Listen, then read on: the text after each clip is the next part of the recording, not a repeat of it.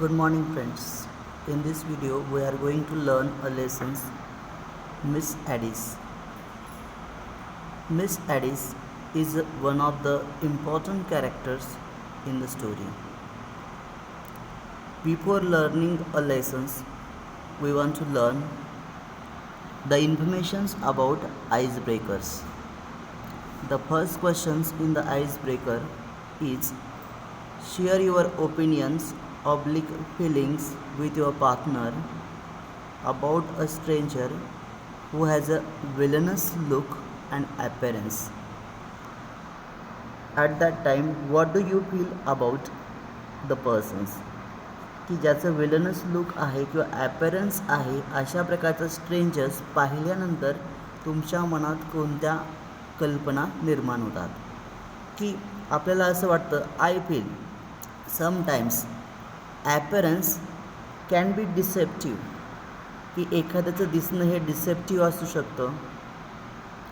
काहींना असं वाटतं appearance and his behaviour is totally different, की ॲपरन्स आणि त्याचं दिसणं ह्या वेगळ्या कल्पना आहे.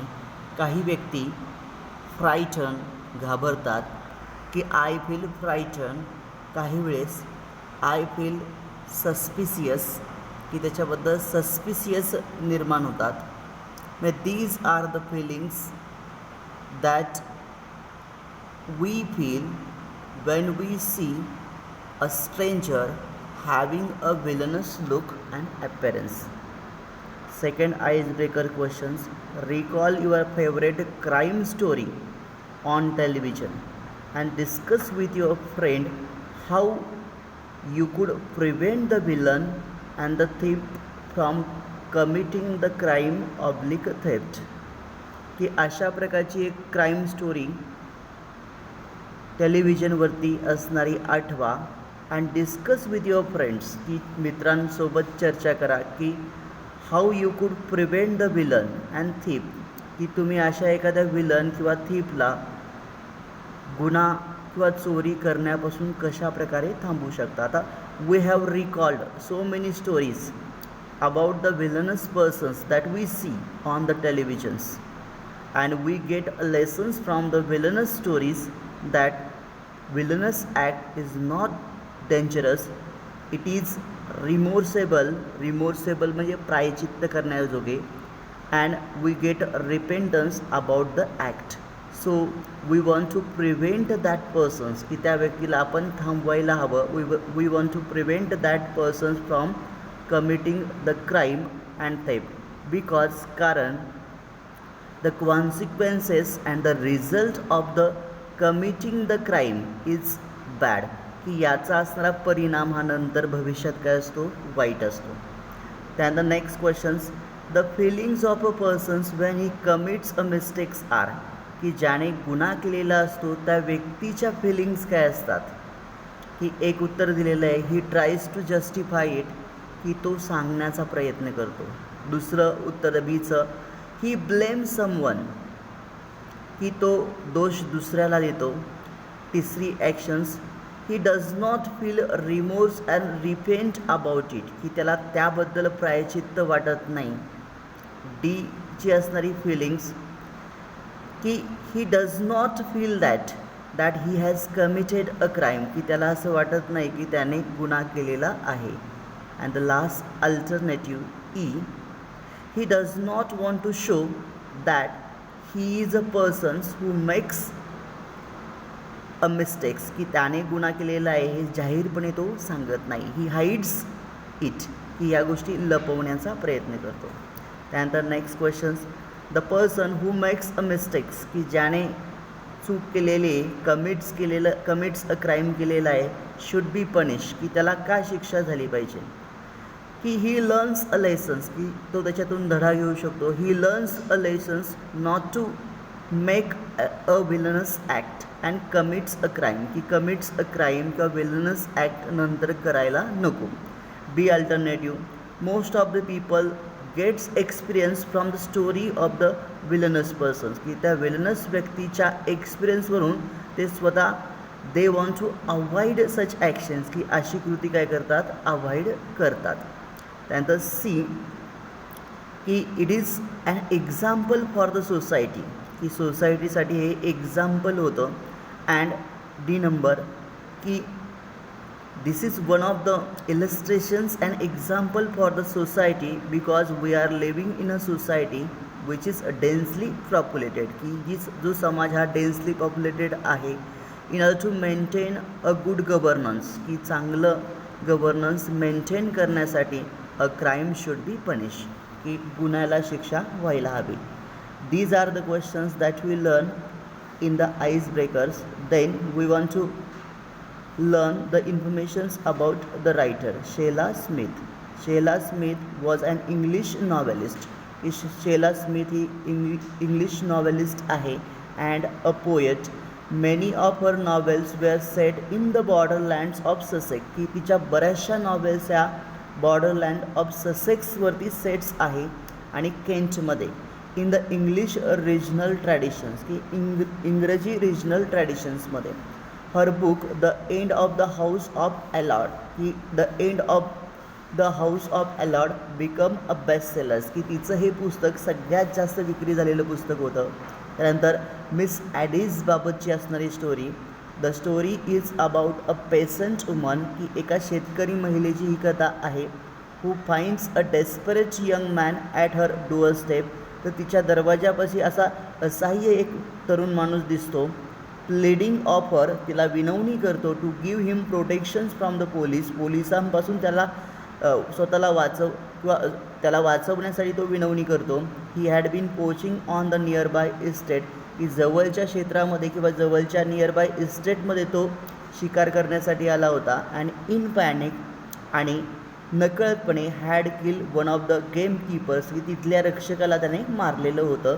मे this crime that he has committed in mistakes, की मिस्टेक्समध्ये केलेला हा गुन्हा आहे. This is a story about Miss Adis. Then we want to learn a lessons in paragraph wise.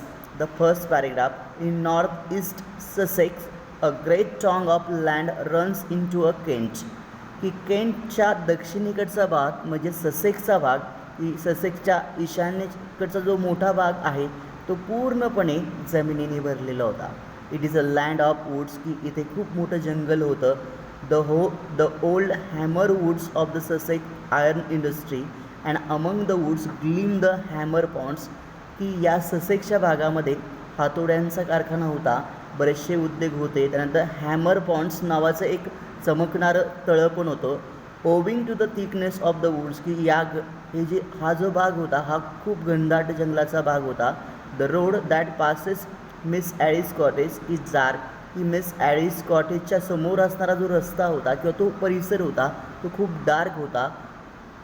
Long before the fields beyond, आणि त्याच रात्री that night there was no to light, की प्रकाश नव्हता, आणि नो मून, आणि कोणत्याही प्रकारचा चंद्राचा उजेड नव्हता. Only a few pricks of fires in the black sky above the trees, फक्त एका ठिकाणी असणारा जो फायर आहे तोच आकाशात दिसत होता.